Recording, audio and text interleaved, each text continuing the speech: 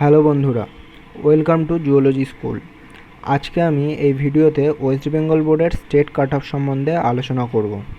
তো প্রথমেই আসা যাক ইউআর ক্যাটাগরির কাট অফে। ইউআর ক্যাটাগরির কাট অফ এই বছর 625 হতে চলেছে। ওবিসি এ এর কাট অফ এবছর 622 হবে এবং ওই ওবিসি বি এর কাট অফ এবছর 619 হতে চলেছে। ইডাব্লিউএস ক্যাটাগরির কাট অফ এবছর 600 প্লাসই হবে। আর এসসি ক্যাটাগরির কাট অফ এবছর 520 হতে চলেছে। আর এসটি ক্যাটাগরির কাট অফ এবছর 410 হতে চলেছে। এইবার জেনে নেওয়া যাক ইউআর ক্যাটাগরিতে জিএমসি পেতে গেলে স্টেট র্যাঙ্ক কত হতে হবে।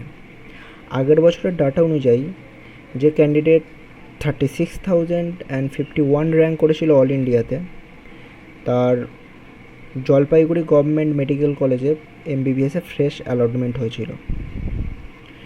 আগের বছরের ডাটা অনুযায়ী যার র্যাঙ্ক 36,051 হয়েছিল তার স্টেট র্যাঙ্ক এসেছিল 2085।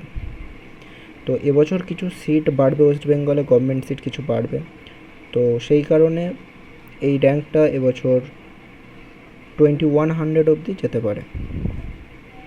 তো আশা করা যায় 2100 র্যাঙ্ক পর্যন্ত এইবার স্টেটের সমস্ত UR candidate MBBS government seat পেয়ে যাবে। ভিডিওটি যদি ভালো লাগে অবশ্যই লাইক, শেয়ার এবং সাবস্ক্রাইব করবেন। ডেসক্রিপশন বক্সে টেলিগ্রাম গ্রুপের লিঙ্ক দেওয়া আছে, চাইলে জয়েন করতে পারেন। ধন্যবাদ।